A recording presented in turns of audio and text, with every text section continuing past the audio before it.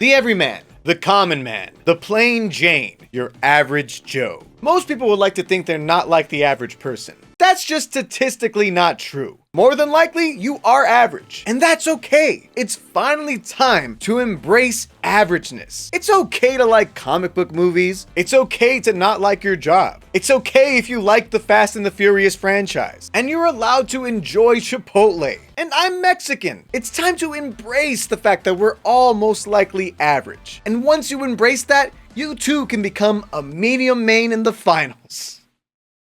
Maybe it's not okay to like the Fast and the Furious franchise, like.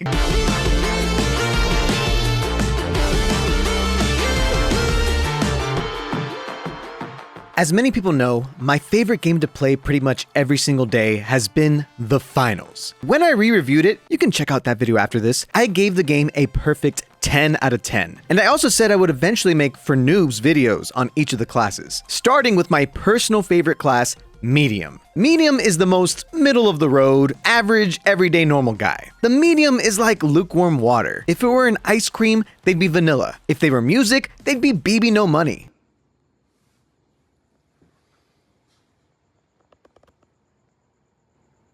You got it right, though. Every time I need a max on the root bet, you bet I'ma hit the chick for a new check. The medium has average height, average speed, average health, truly the Goldilocks of the finals. But it's their kit that makes them above average, and it's why I main this class. In the finals, you're the closest you can get to a true support class. Whether it's by providing your team with healing or movement, you're just the most helpful class by far. So if you noobs out there want to understand how to play the medium, you came to the right place. And let's first start by talking about their...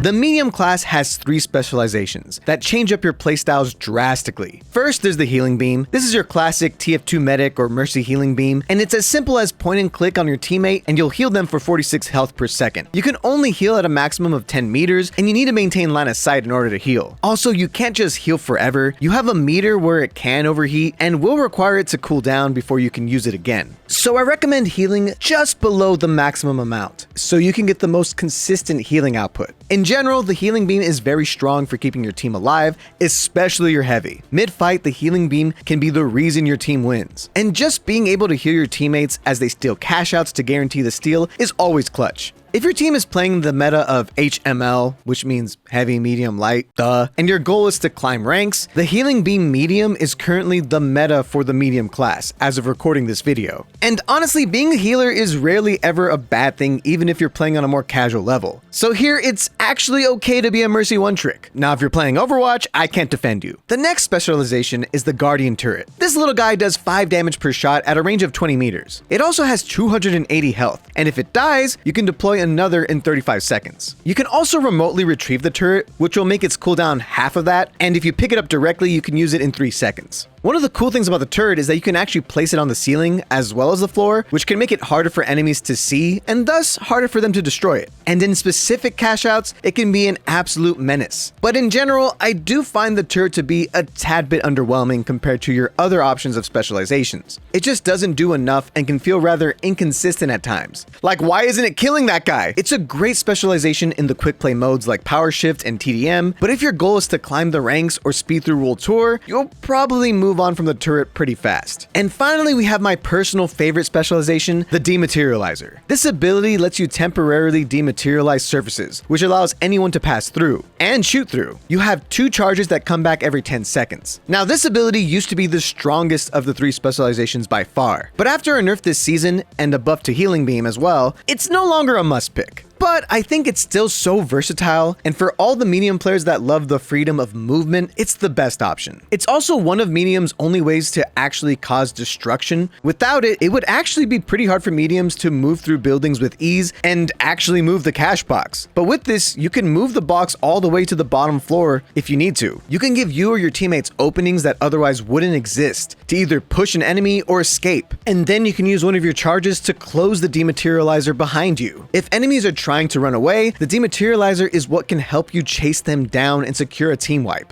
Also, using the dematerializer to stop a cash out steal at the last second is so satisfying. Dive in for the cash. Yes, let's go! It's seriously one of the most unique and creative mechanics in all FPSs, and it's one of the reasons why the finals gameplay is seriously unmatched. So those are currently the specializations. There's a fourth one that used to exist, and the OG medium mains, we remember when this wreaked havoc. But for all you noobs out there, don't worry about it, it's never coming back.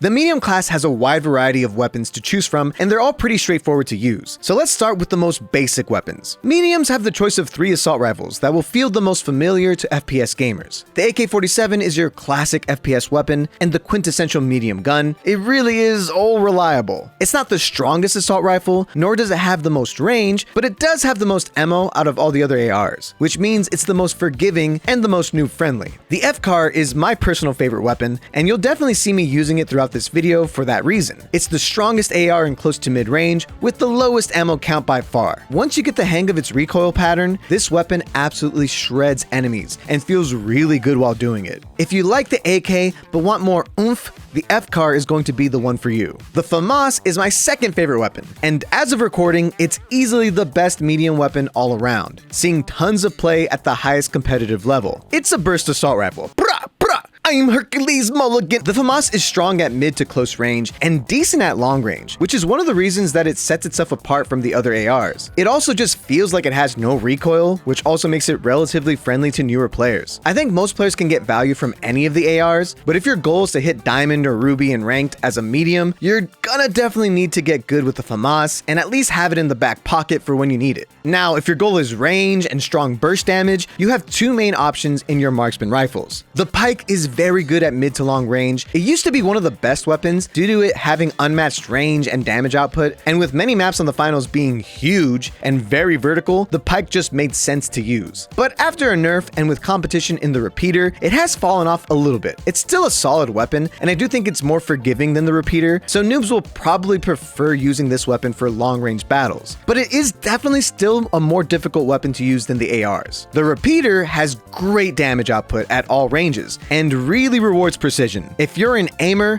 this weapon will feel overpowered in your hands. But since it has a longer reload time when not fully out of ammo and requires a lot more aim skill, it does make it a much harder weapon for noobs to use. So practice before you go in all willy-nilly with the pew-pew, you know? Now, if you want to just play up close and personal, the medium comes with 2 very different shotguns. The Model 1887s used to be the most broken weapon in the game, killing every class with ease, but now they're like a Nerf gun, where even point-blank shots don't register. Trust me, at the time of recording this, don't use them. Now the Cerberus, on the other hand, is a shotgun with 3 shots that has the property where it can light enemies and objects on fire. And that little extra fire damage makes killing enemies and lights especially very, very easy. But this is truly a shotgun, like its range is not far at all. So you gotta get up close and personal to get value with it. I love the Cerberus and usually have it ready in the back if I know I'm gonna deal with multiple annoying lights on the enemy teams. Or if I know I'm gonna be dealing with a bunch of goos and gas, because you can light those on fire. It's pretty nice. Now, the medium class does have 2 melee options, and while I think light and heavy do the melee thing a lot better, mediums can still beat people up if they'd like. The dual blades deal solid damage decently fast, but what makes it feel very unique is the fact that it has the ability to deflect bullets. It's not as strong as like a Genji deflect, but when you time it right, you can save your life and end the enemies.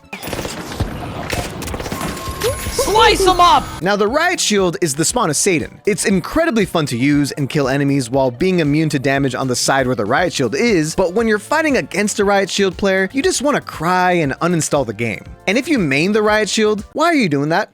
Huh? You're kinda sus, bro. The medium has 1 explosive weapon, the CL-40 grenade launcher. This is great for dealing with enemies who like to cluster up or are hard to land shots on, as the splash damage does a good amount of damage. This is the Noob Tube, the most noob-friendly weapon. Anybody can really get value out of it. Just don't explode yourself with it because it will happen. You noob. The medium has 1 pistol, the revolver. Nobody calls it its full legal name, don't be weird. This is a strong weapon for aimers who want to feel like a rootin' tootin' gunslinger. It's a decent option if you got the sauce. But if you're a whiffy noob, maybe stick with an AR. And finally, the newest medium weapon is the P90, which is the first medium SMG, as light class before was the only class with an SMG. This gun shreds enemies in close range, and with 50 shots, you can do a lot without needing to reload. This weapon has become a new favorite of mine, and I just think that if you're a fan of SMGs but want the medium utility, the P90 is right there for you. The medium's gadgets give you a ton of options on how you want to play this class, but what most of them have in common is how well they help your team. Now, there are a few gadgets that every class gets, so let's go over them first. You got access to all the main grenades. The frag grenade goes boom, the pyro grenade makes fire, the gas grenade goes the flashbang goes my eyes! Depending on your situation or your preference, any of these can be good, but medium definitely has stronger gadgets that are probably worth saving a slot for instead. The smoke grenade creates smoke, which is actually very strong when paired with melee weapons, since you don't really need to aim them. And since smoke counters fire, it can also pair very well with any of your gas explosives, because the gas won't go away. Also, with thermal vision being locked right now, smoke has gotten a lot better.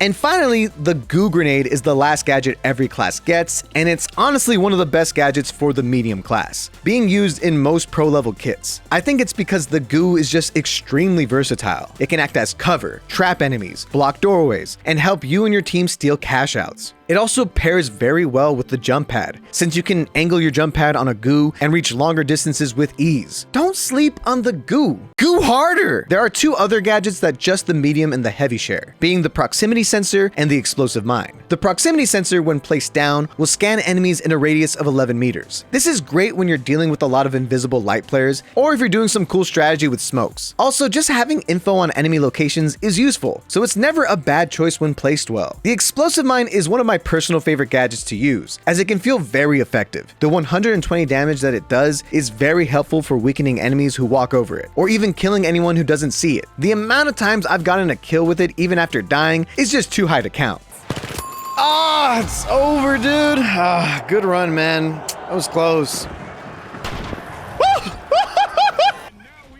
No way! The medium does have another mine that is probably more useful at higher levels, but this one makes me happy, so that's why I like using it. Now, the rest of medium's gadgets are exclusive to the medium class, so I'll just go in alphabetical order. The APS turret is a trophy system that I think is solid in matchups where enemies are running a ton of throwable gadgets, or if you just want to protect your turret. I don't think it's ever a gadget people will main, but I think it's not bad to have in the back in case you're dealing with some explosive specialists. The breach drill is the newest medium gadget, and it breaks a wall while also flashbanging anybody on the other side, giving your team an opening to push in. I think the breach drill is a bit underwhelming, as dematerializer does the job better, and other classes are just better for breaking down walls. Also, the flash seems like it barely works, and I just find myself wondering why I ever used the breach drill in the first place. Okay, let's talk about the elephant in the room. The data reshaper I thought was useless, and a lot of people made fun of me for not knowing what it's all about. And what makes the data reshaper actually good is that, one, you can turn any random object into canisters whenever you need one, but also you can reshape every gadget, like enemy healing balls, enemy mines, and even other medium turrets. I see how it could have potential in the right matchups. So if the turret ever becomes overpowered again, this could be a solid counter, but I still don't think it's all that good. Now, one of the most iconic medium gadgets is easily the defibrillator. This lets you revive your teammate instantly.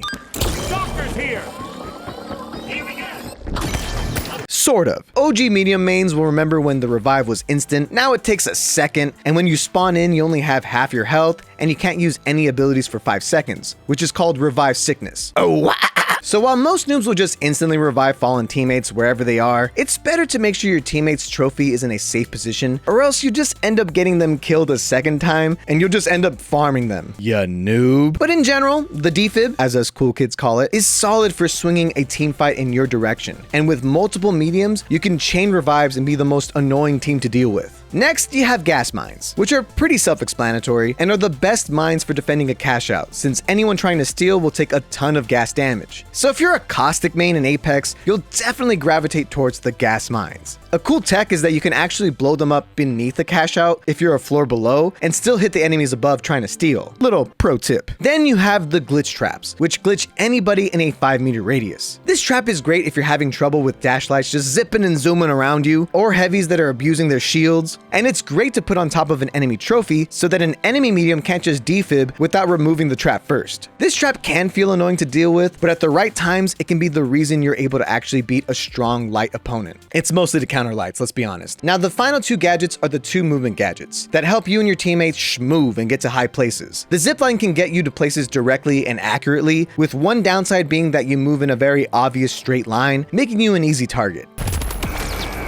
But if you're running away from an enemy, you can zipline and then break it with 2 melees, making it harder for enemies to continue their chase. This also means that enemies can break the ziplines if you place it in front of them. So while the zipline isn't bad, it just doesn't have as much versatility as your other stronger movement gadget. One of, if not the best medium gadget, the jump pad. The jump pad gives you and your team instant height, which is great for getting on top of buildings, and if it's angled, you can use it to schmoove across the map. The jump pad comes out very fast, so you can use it mid-fight to mix up your movement. It also does have the ability to move the cache out, either with the help of other abilities or your own dematerializer. And if you want maximum movement, you can run both jump pad and zipline, cause why not? And it's also one of the only ways to get your heavy to actually get height, because heavies do not have any mobility, man. There's a reason basically every single high-level medium player is always on the jump pad. It's basically a staple gadget at this point. Okay, so that's everything that the medium has to offer. Any option can work in the right hands. And that's what makes the finals so unique, the vastly different playstyles that you can play as. So now, let's talk about...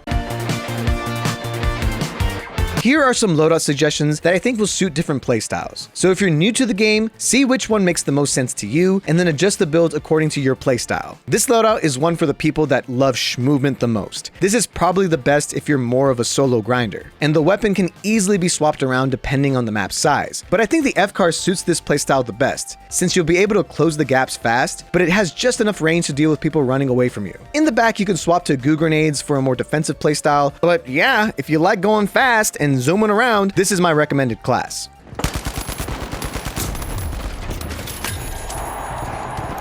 Now, if your objective is to hold down a point as effective as possible, then this is the class for you. Just find a nice corner and then camp it up. Put traps everywhere. The P90 makes the most sense here since you'll most likely force fights in close quarters, and with 50 shots plus a turret helping you, you will get kills. This one does require some teamwork and convincing people to just chill indoors all day, but when it works, it works. You have tons of traps and plenty of ways to lock down. The only downside is that you sacrifice healing utility and movement, which will be in the back in case it becomes too hard to set up.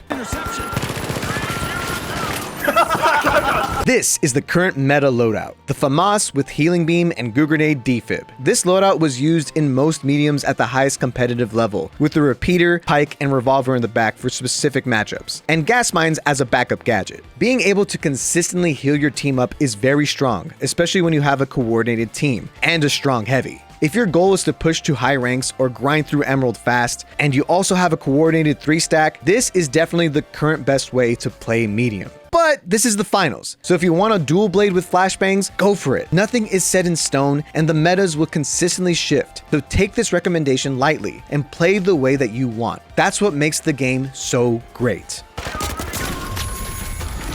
Okay, let's go.